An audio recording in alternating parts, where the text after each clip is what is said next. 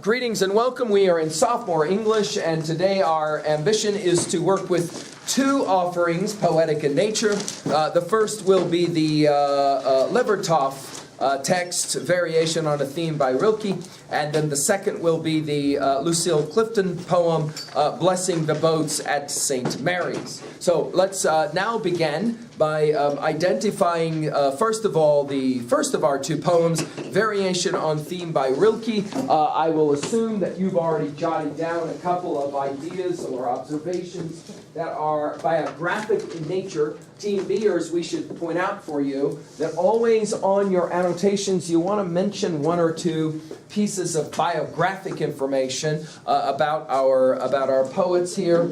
Rilke is an important poet who the poet Denis Levertov will be responding to in some way. By the way, I just point out to you, Team Bers, I'm on page 705. And you can see there on the right-hand side on page 705 that you have some biographic information. You always want to peruse that information to derive some of your biographic information regarding the poets or whatever, okay? Any questions? All right, let's go ahead now and work with the variation text. Denis Levertov. Pardon the interruption. Ethan Herrera, would you come to the office, please? Ethan Herrera. All right, let's take a look at it, shall we? A certain day became a presence to me. There it was, confronting me. A sky, air, light, a beam. And before it started to descend from the height of noon, it leaned over and struck my shoulder as if with the flat of a sword, granting me honor and a task. The day's blow rang out metallic, or it was I, a bell awakened. And what I heard was my whole self saying and singing what it knew: I can. Please, that'll be fine. Now, this is a poem which requires a bit of understanding of background information. When you have that information, this poem will open up. If you don't have that information, this poem is forever going to be lost to you. I'm going to ask this in the form of a question, Ms. Dorn, and then I'm going to see if some of us can stumble onto the observation I'm trying to at least gesture towards. Jot down in your notes, what is it that you have to know to be able to understand the word picture of this poem? If, by the way, you don't have any clue, then obviously you can just sit and wait for an answer. But what is it that you need to know? There's some single thing you must know if you're going to be able to understand the word picture that's going on here. And I'll give you a hint. It has to do with the ancient practice of chivalry. Maybe one or two of you then will be able to go, oh, yes. Don't say it, write it. Don't say it, write it. Of course, part of the chivalric code is the idea of the knigget. For those of you who are Monty Python fans, right? The important idea of the knight, and more particularly, how one becomes a knight. To be knighted means what? Jot it down in your notes real quickly if you know what I'm speaking of. None of this poem makes any sense if you don't know this. If you know what I'm talking about, this poem will open up really quickly like a beautiful flower. And so we'll talk real quickly about what does it mean to be knighted? Like, what are knights anyway? What is that all about? Anyone want to kind of tell us what that's all about? The chivalric code, Miss Mortensen, go ahead. Guardians of the kingdom. Yes, they are fundamentally the soldiers of the medieval kingdoms, medieval cities. To become a knight, what did you have to do? Well, what does it mean to be knighted? Does anyone know? They take the sword. Ah, Miss Winters even does this thing right here with her hand. What does that mean? Well, even today, you can still be in England knighted. Now, the way they do that is to first of all ask you to come to a ceremony where large numbers of people are observing. One more student to the office, please. Cody Pedroza and Ethan Herrera to the office. You then are asked to kneel in front of an authority figure who will have in his or her hand what?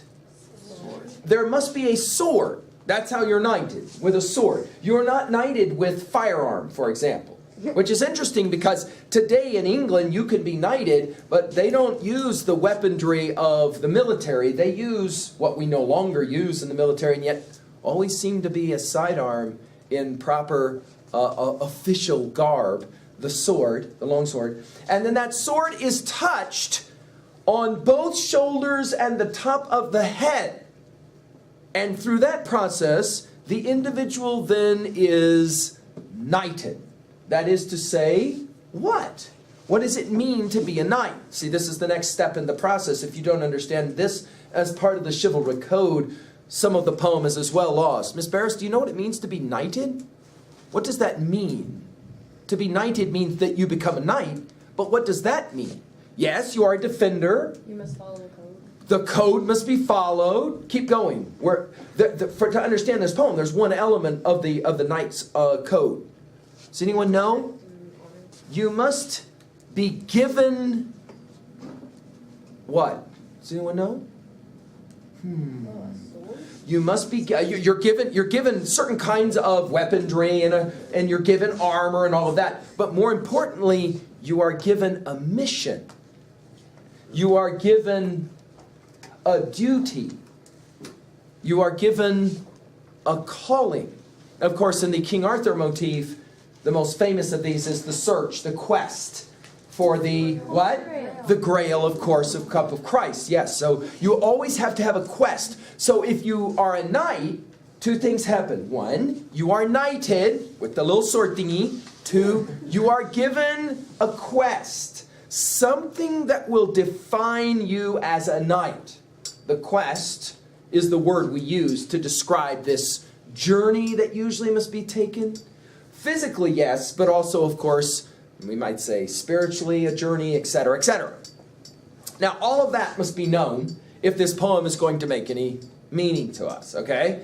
Now, let's also understand for your notes that we're speaking here figuratively. We got a whole lot of metaphor games going on here, right? So as we play this game together, we'll kind of ask ourselves. Let's exegete line by line now. A certain day became a presence to me. There it was, confronting me. A sky, air, light. Notice the colon, a being. And before it started to descend, it what? It what started to descend? It what? What's the antecedent pronoun it? The day, right, the day. Before it started to descend from the height of noon, it leaned over and struck my shoulder as if with the flat of a sword, granting me honor. Notice here the word isn't quest, it's what? A task, right. So, all of a sudden we start to understand, for your notes, the day is being personified. What do we mean when we use that term? Ms. Schroeffel, what is personification? Very well said, that's right. Giving an animate object certain kind of human characteristics.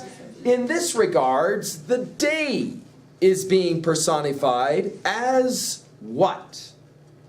The light queen. The light king or queen. Very good. The light king or queen. We're using the word like a lot today, Mr. Scudder. You notice this.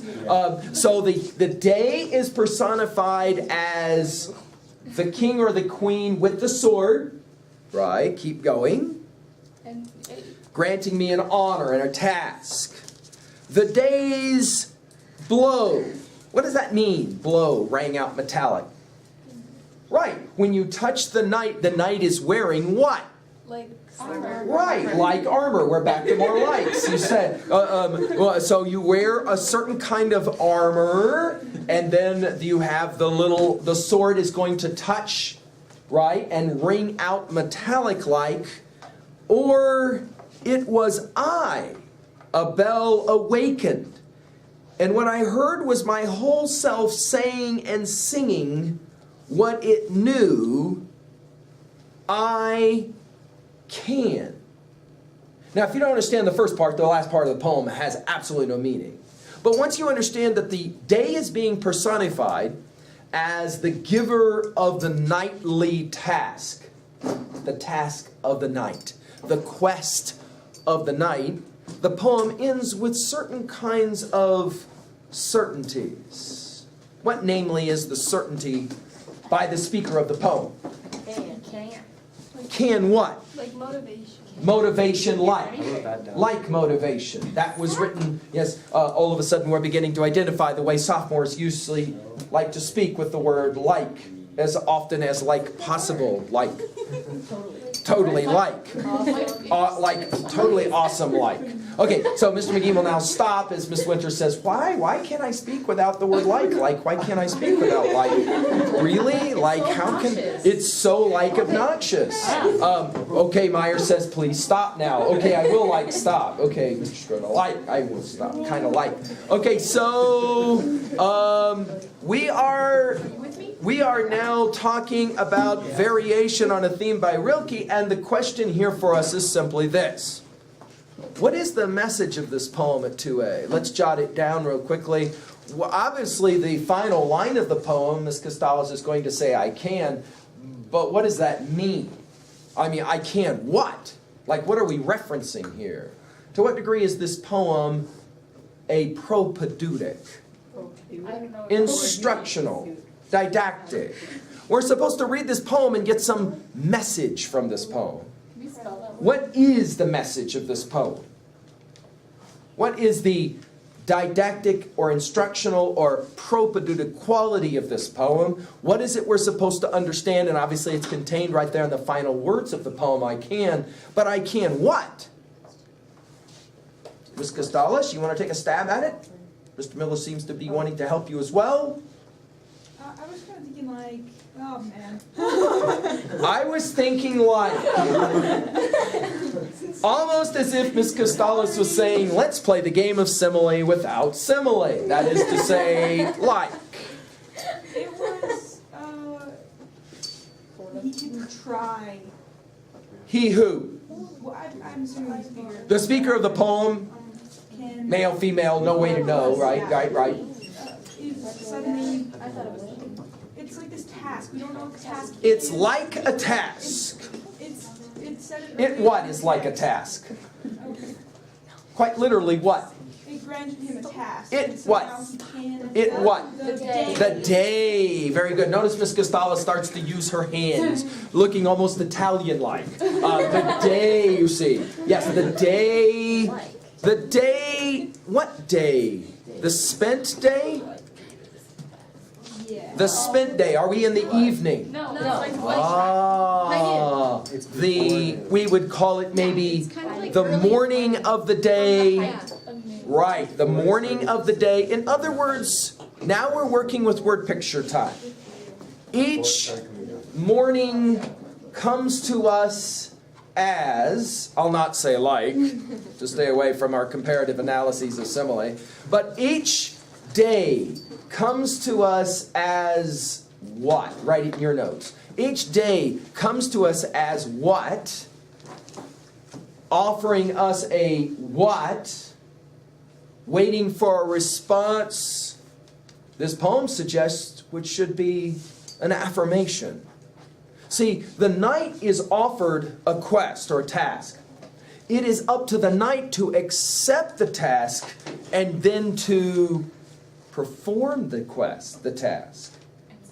Success is hoped for. That's right. Success is hoped for. Of course, the quest is always going to be a challenge that will lead the knight initially to wonder about success. In other words, knights are always going to be given some quest that seems nigh impossible. In mythic proportions, we always think of Hercules, don't we? And the famous challenges or quests that Hercules is given, the most ultimate one, of course, is to find that golden fleece and all of that. Those quests seem virtually impossible to accomplish. I thought that was Jason and the Argonauts. I'm sorry, Jason and the Argonauts will be my example here. That's absolutely right. I'm as well thinking, though, of those great quests of Hercules.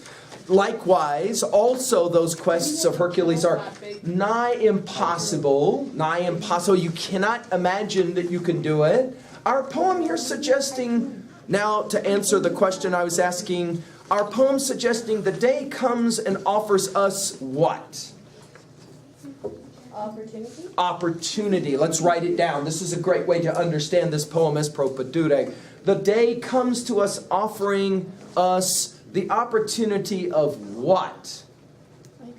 Opportunity of what? A new day. A new task, a new quest. Yes? And to that degree, we find ourselves having to make a decision. What is the decision of every day? Yeah, it's a fair way to say it. Do I rise? Do I not rise? I like to be or not. We'll see this. We'll see this, of course, in our senior year as we study the play Hamlet. To be or not to be, to rise or not to rise. I'm making obviously a 3A observation with the help of Ms. Myers there. The question here is to engage the day and the task of the day, the quest of the day. It is an intriguing question. 3B. Let's identify it for a moment at 3B. Now, this is a more personal reflection. What was the quest of today for you, now that you're almost halfway through your day, if not more?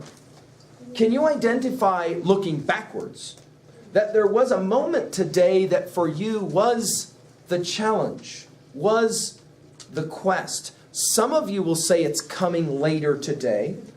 Others of you will say, my day has had no challenge. My day has had no quest. This poem will suggest maybe that's because you didn't listen. Notice in this poem, one must identify the day as a presence. Go back and look at the opening lines. A certain day became a presence to me. It's the epiphany moment. Oh. Of course, reading this poem, one can also engage in epiphany. That is to say, it's very well possible that I just haven't been hearing the metallic ringing on my helmet of the day assigning to me the task. In other words, I haven't really noticed that I've been given much for a challenge or a task. And to that degree, I haven't been able to engage the day quite seriously with the question, observation, I can or I can't. This poem really reminds me of the Once and Future King. Why so? Because, not only does it have just Arthur's task, but it also has many other tasks, like Absolutely the right. prince's task. Absolutely right. And we're going to find that notion of the challenge or the task or the quest is going to be a central one through the poetry of the West. We're going to find it over and over, recapitulated or repeated, that you have a challenge or a task. To what degree, 3B question again, to what degree do you think your sophomore year is a challenge or a task different, let me finish, from your freshman year? 7th period. Has it been for you in your sophomore year somehow different from any challenge of your freshman year?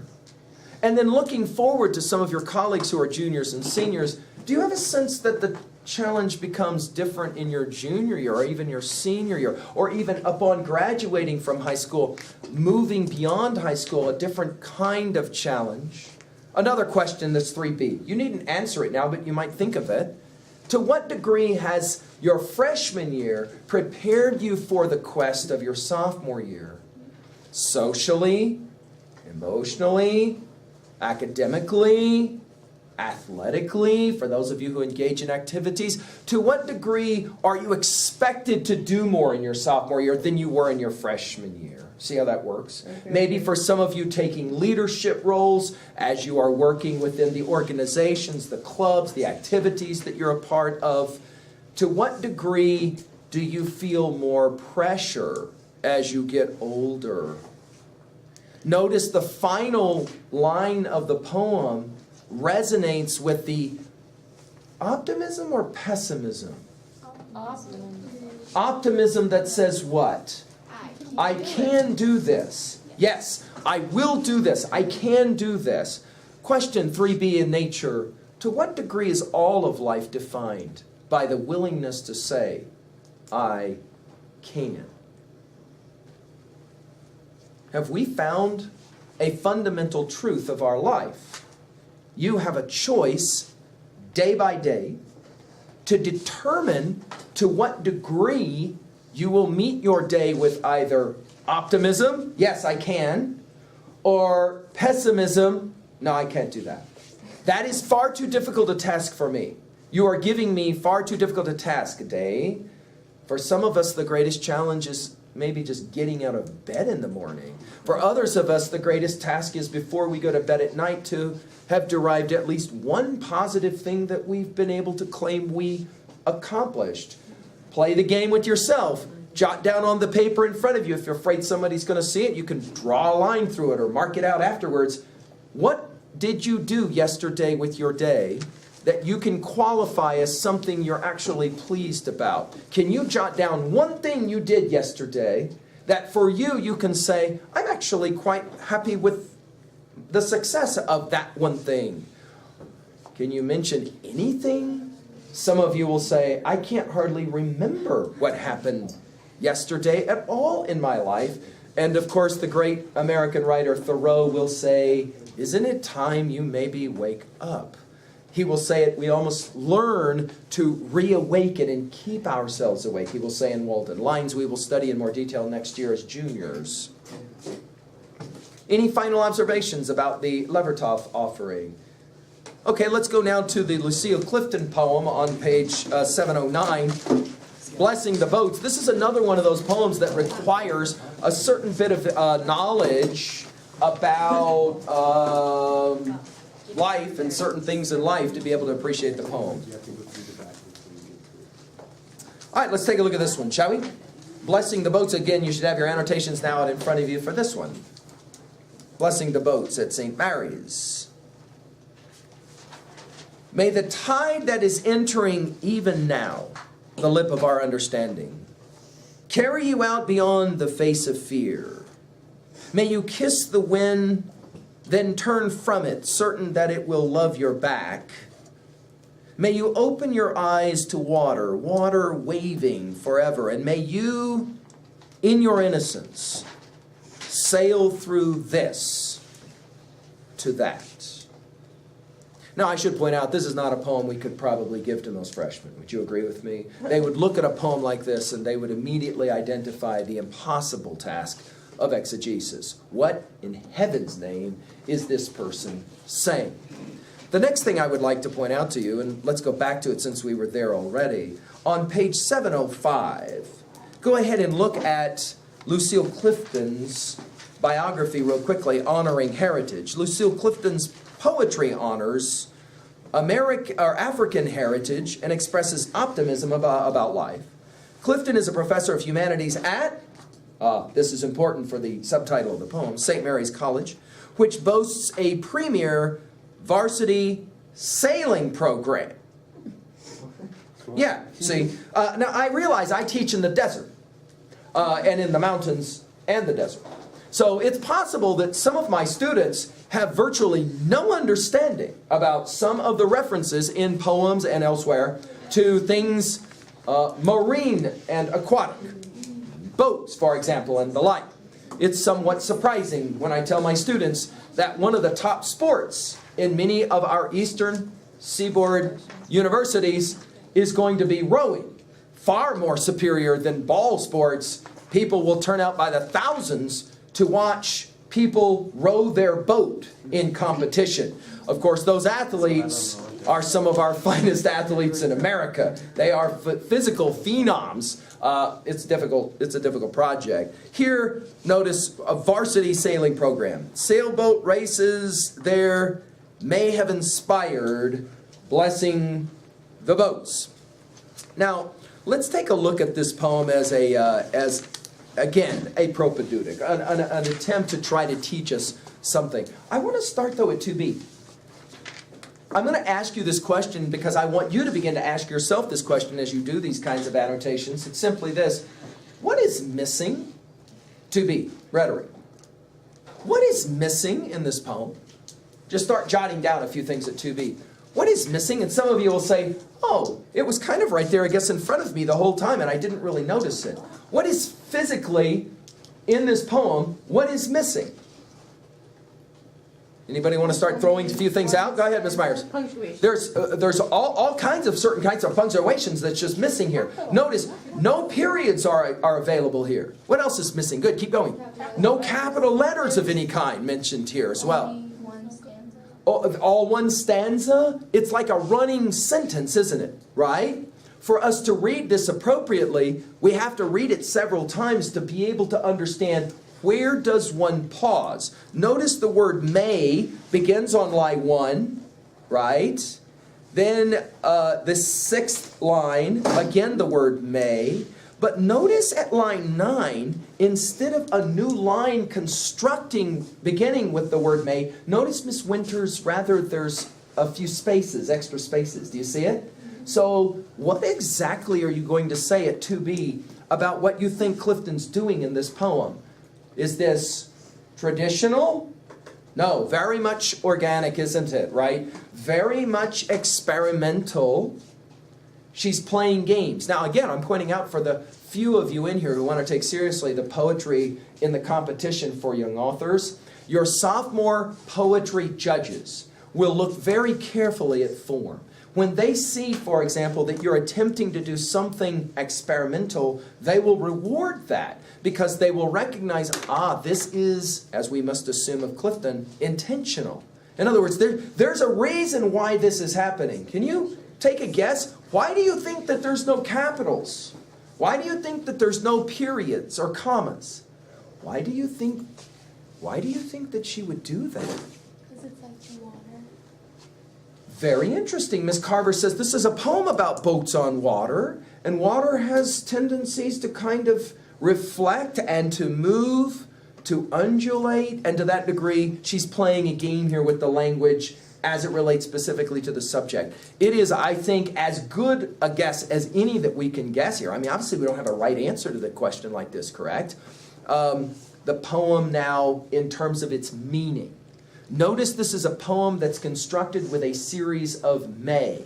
May, and then notice it's kind of like an assumed audience, right? But here now we got to talk through this poem because some of us have no clue about boats. We've got no clue about sailing because, we didn't grow up around it, right? Clearly the poem is for people who kind of understand. If the last poem, you got to understand this whole thing of knighting, here you got to understand a few things about sailing. Let's see if we can figure it out. And then obviously we're going to make some observations about the message of the poem. May the tide that is entering even now, the lip of our understanding, carry you out beyond the face of fear. I don't understand. Help me to understand. For those of you who know anything about sailing, help me to understand. What's significant about the tide coming in if you're sailing? The water needs to move for you to You got it. That's right. That's when it's optimum time to leave the harbor. Okay? So now you're off.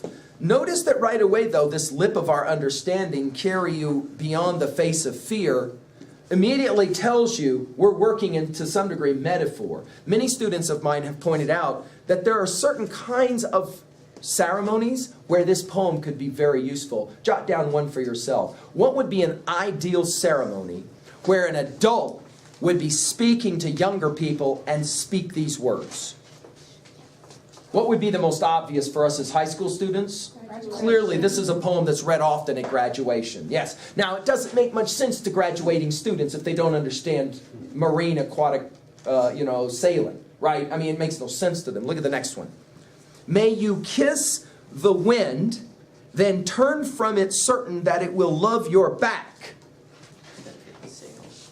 The only way the ship's going to move if you're sailing is through the wind and the sail. So if the wind is in your face, You're going to blow you backwards. right, you're not going forward.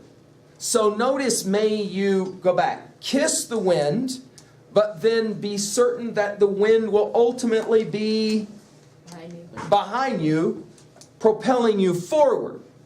I don't understand. What is the prayer or the request here? The hope, metaphorically speaking. That other people will, give you confidence. Yes, you're going to have the wind in your face. You're going to have challenges. That is certain, no doubt. We could easily make a list of 5 things that happened yesterday that will constitute as challenges. Some of them seem inconsequential. Others of them, depending on your biography, may actually be substantial and difficult. You're going to have your share of the wind in your face. Notice she says about that pain, that suffering. She says, I hope that you can kiss the wind in your face. What does that mean? Learn to accept it. Yes, learn to accept it. In other words, don't run from the pain. And yet, ultimately the hope is the wind will be at your back, propelling you forward. Miss Kennedy suggesting that maybe there's some hope here as well, that the people in our lives will support us as we go forward, as we try to make our way, hopefully with the wind at our back.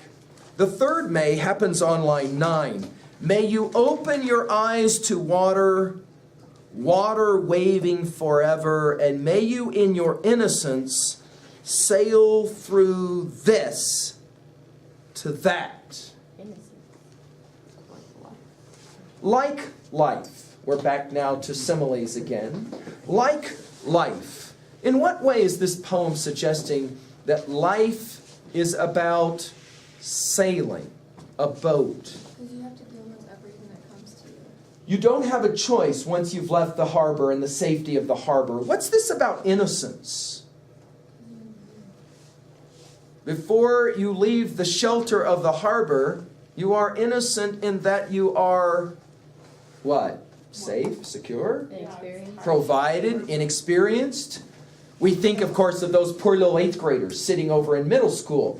They are so thoroughly convinced that in 200 days they are ready to be here, aren't they? They are so convinced of it. In fact, if you speak to them, there's a level of cocksure certainty that you possessed in 8th grade as well. Yes, the time is now. I'm ready to go. Of course, you as sophomores understand there's a whole bunch of stuff that's waiting for them come next fall. They do not have a clue about at all. They think they know. They don't know, right? There is a certain kind of loss of innocence that you inevitably know is coming. And yet notice here that the wish is for that loss of innocence. May you, in your innocence, sail through this to that. Now I'm interested in you jotting down in your notes, and the last line of the poem, Ms. Hodges, what is the this and what is the that? May you sail from this to that. What is the this and what is the that you think Clifton's referencing? Sail from this to that. This what? This what? Like this what to that what? Like what are we talking about?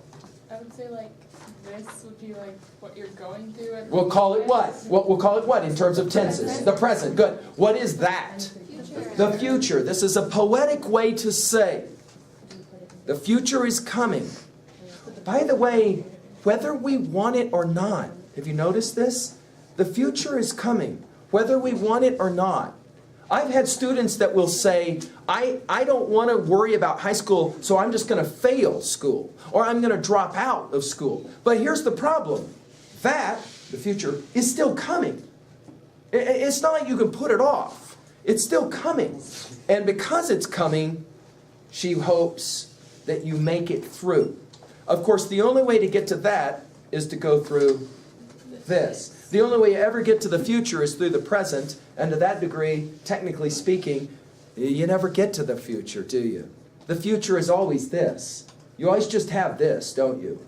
Right? The past is always a memory. The future is always an illusion. The only thing you've really got is this, right? But we're always working through this, aren't we? We're always kind of finding our way through the next challenge. Question 3A. How come these two poems are put side by side in your anthology? What is any relationship between these two texts at all? Can you see any contiguity between the two of them at all? Any observations that you can make in your notes there? How are these two poems somewhat constructed comparatively? They're both like motivational. They both like motivational.